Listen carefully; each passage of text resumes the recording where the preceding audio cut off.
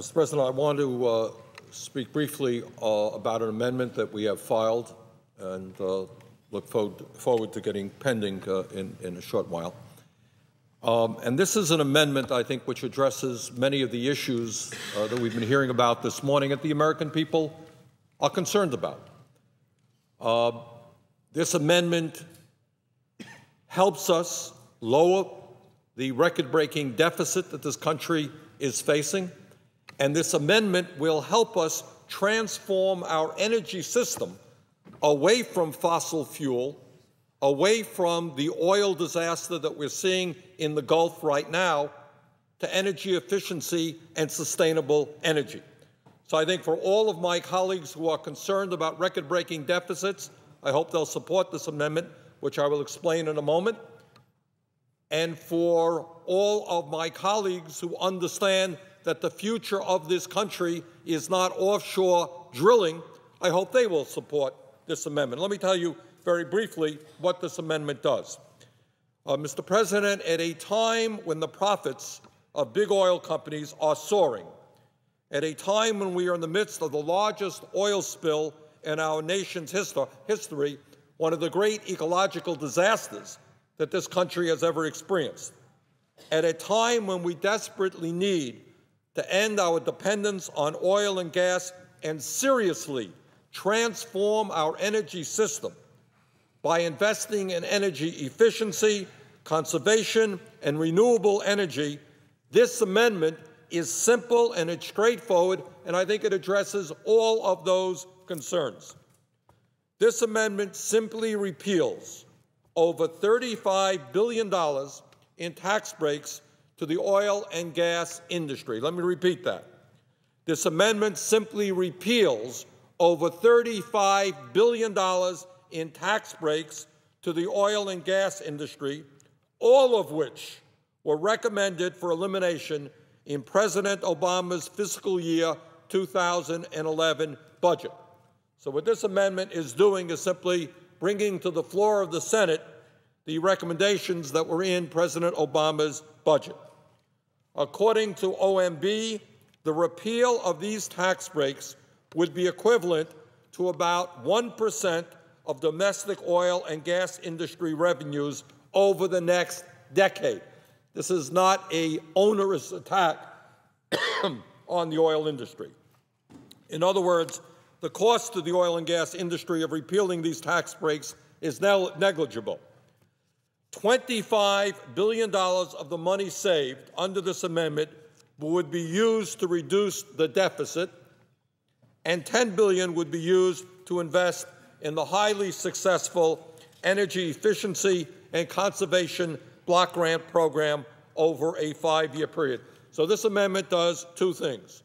For all of my friends and every American who is concerned about a $13 trillion national debt and record-breaking deficits, this amendment says, let us put $25 billion into deficit reduction.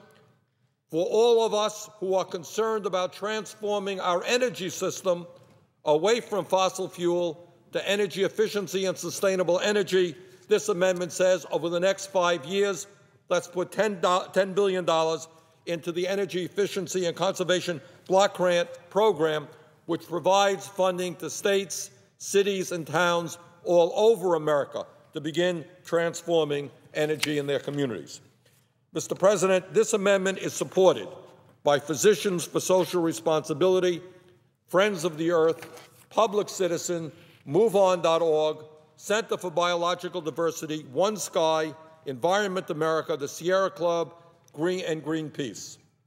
If there is anything we should be learning from the Gulf disaster, the horrendous disaster that we're experiencing today in the Gulf Coast, it is that it is time to move aggressively away from polluting and unsafe fossil fuels, which are getting more and more difficult to produce as we move further and further offshore to drill for them. And with a $13 trillion national debt, the last thing we need to be doing is giving huge tax breaks to big oil and gas companies that have been making record-breaking profits year after year after year. As I indicated before, all of the oil and gas tax breaks that my amendment seeks to repeal have been targeted for elimination in President Obama's fiscal year 2011 budget. So here we are. For all of my deficit hawk friends, $25 billion into deficit reduction by asking the oil industry, which has been hugely profitable in recent years, to start paying their fair share of taxes. And let me quote from a speech that President Obama gave on this subject, and I quote, "Our continued dependence on fossil fuels will jeopardize our national security. It will smother our planet, and it will continue to put our economy and our environment at risk. If we refuse to take into account the full cost of our fossil fuel addiction, if we don't factor in the environmental costs and national security costs and true economic costs, we will have missed our best chance to seize a clean energy future. The time has come, once and for all, for this nation to fully embrace a clean energy future. Now that means rolling back billions of dollars of tax breaks to oil companies so that we can prioritize investments in clean energy research and development," end quote, President Barack Obama. And frankly, that is what this amendment is all about. Now, let me just give you, Mr. President, one interesting example of the absurdity of continuing to provide tax breaks to the oil and gas industry. Last year, ExxonMobil, the most profitable corporation in the history of the world, reported to the SEC that not only did it avoid paying any federal taxes, it actually received a $46 million refund from the IRS. How's that, folks? So for all of the taxpayers in this country, people who are making $30,000 or $40,000 a year, who are prepared to pay their full share of taxes, we have a situation where last year, ExxonMobil, the most profitable corporation in the history of the world, reported to the SEC that not only did it avoid paying any federal taxes, it actually received a $46 million refund from the IRS. Well, we got a lot of working people in the state of Vermont who make $50,000 or $60,000 a year, working 6-7 days a week in order to take care of their family. They pay taxes. ExxonMobil, the most profitable corporation in America, gets a refund from the IRS. If anyone thinks that makes sense, I'd like to hear about it. ExxonMobil is the same huge oil company that had enough money to pay a $398 million retirement package to its outgoing CEO, Lee Raymond, just a few years ago. This is a real struggling company. Make more profits than any company in the history of the world, paid its outgoing CEO $398 million in a retirement package, but they can't afford to pay a nickel in taxes. In fact, they get a tax refund. Do you think we need to change that system? I do.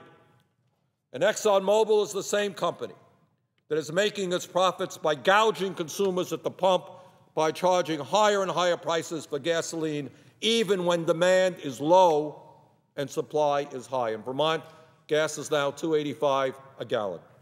That has got to stop.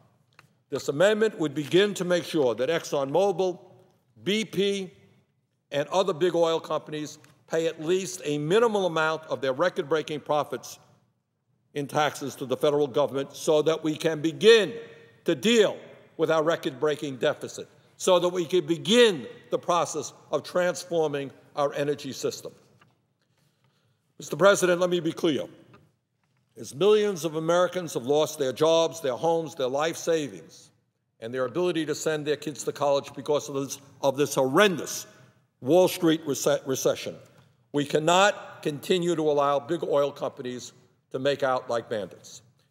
In the first quarter, and I refer people to this chart, in the first quarter of 2009, when our gross domestic product shrunk by 6.4%, and overall corporate profits decreased by 5.25%. That's what a recession is about. Profits are down, overall corporate profits. The 5 largest oil companies were still able to earn over $13 billion in profits.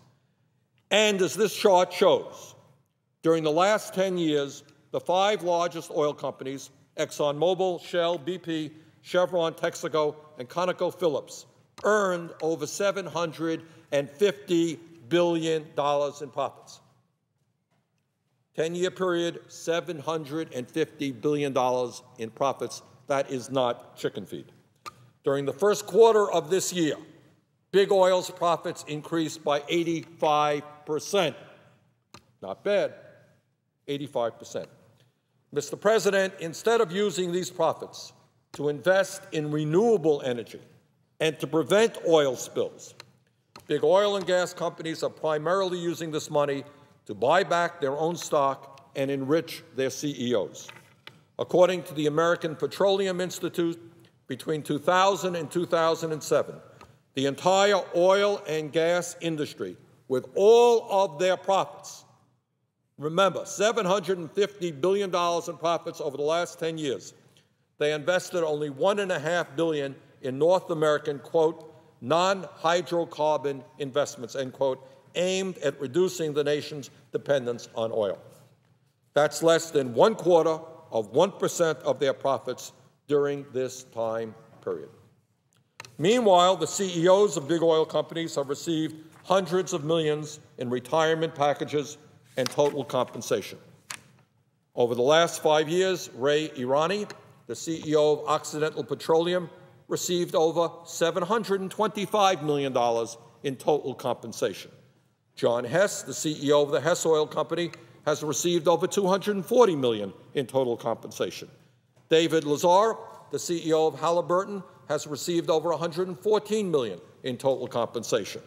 James Mulva, the CEO of ConocoPhillips, has received over $95 million in total compensation, and Rex Tillerson, the CEO of ExxonMobil, made more than $30 million in total compensation over the 5-year period. Further, since 2002, the 5 largest oil companies have repurchased almost $270 billion of their own stock. And, Mr. President, it is important for the American people to understand how excessively we are subsidizing fossil fuels and benefiting big oil. So it's not only that they're making record-breaking profits. It is not only that they're not paying their fair share of taxes. It is not only that they're not investing in renewable energy so we can break our dependency on fossil fuel and clean up this planet, but in addition to that, they are receiving huge amounts of taxpayer subsidies. These guys who tell us how terrible the big government is, they are not hesitant to be running right here to Capitol Hill to get their fair share of their welfare payments. As this chart shows, according to the Environmental Law Institute, from 2002 to 2008, the United States government provided more than $70 billion in fossil fuel subsidies compared to just over $12 billion for wind, solar, geothermal, biomass, and other renewable energies, which in fact are the future of this country in terms of energy. Mr. President, this set of priorities is totally absurd. We have got to put an end to the outrageous tax breaks and subsidies that have been given to big oil and gas companies. But that, again, is not all that this amendment would do. It is not only $25 billion in deficit reductions. This amendment begins to move us away from fossil fuel to energy efficiency and renewable energy by investing $10 billion into the Energy Efficiency and Conservation Block Grant Program. The stimulus package provided $3.2 billion for this highly successful program, and that money is filtering throughout 50 states in America. Hundreds and hundreds and thousands of communities are now making energy efficiency improvements in their town halls, in their schools, and they're moving towards sustainable energy as a result of this program. And we would put $10 billion more over a 5-year program, over a 5-year period, into a program which finally moves us away from fossil fuel to sustainable energy and energy efficiency. Let me give you an example of how this program is working. This program is helping to build wind turbines in Carmel, Indiana, to power its city sewer treatment plant. It is being used in Salt Lake City, Utah, to provide loans to businesses to make energy efficiency upgrades. It's being used in Columbus, Ohio, to make 29 public buildings more energy efficient. And I think, as everybody knows, the most significant thing that we can do today, the best return on our dollar, is energy efficiency. And that's what they're doing in Columbus, Ohio. That's what they're doing in Vermont. And that's what they're doing, in fact, all over this country as a result of programs like the Energy Efficiency Block Grant Program. It is being used in Portland, Maine, to retrofit 55 public buildings. It's being used in Miami, Florida, to convert landfill gas into the production of electricity. Methane gas out of rotting organic matter in a landfill provides electricity. What can be smarter than that? It's being used in New York City to help homeowners and businesses with energy efficiency and renewable energy loans, among many, many other projects we're seeing all over America. 50 states utilizing this program, young people getting involved and thinking about energy efficiency, sustainable energy. Mr. President, we need to keep these investments in energy efficiency and conservation going, and that is what this amendment does. Finally, Mr. President, this amendment would dedicate $25 billion for deficit reduction. At a time of record-breaking deficits and debt, we simply cannot continue to give oil and gas companies huge tax breaks. Mr. President, when it comes down to it, this amendment asks a very simple question. Which side are you on? Which side are you on? Are you on the side of big oil and gas companies, or are you on the side of reducing the deficit, reducing our dependence on oil, saving consumers and businesses money on their energy bills, and saving the planet that we live on? And I would hope that most of our colleagues here are on the side of doing the right thing for the American people, and that's what this amendment is about. Mr. President, I understand that any time you stand up to big oil and the big gas companies, there's going to be a lot of political pushback. We know that since 1990, the oil and gas industry has made over $238 million in campaign contributions, and over the past 2 years alone, they spent over $210 million on lobbying. And with the BP disaster in the Gulf Coast, my guess is these guys are all over the place now lobbying and sending out their campaign contributions. But this amendment is the right thing to do, and it should bring together all of us who are concerned about transforming our energy system, all of us who are concerned about lowering our record-breaking deficit. So, Mr. President, I intend to be offering this amendment, and I look for widespread support on both sides of the aisle. And with that, I would yield the floor.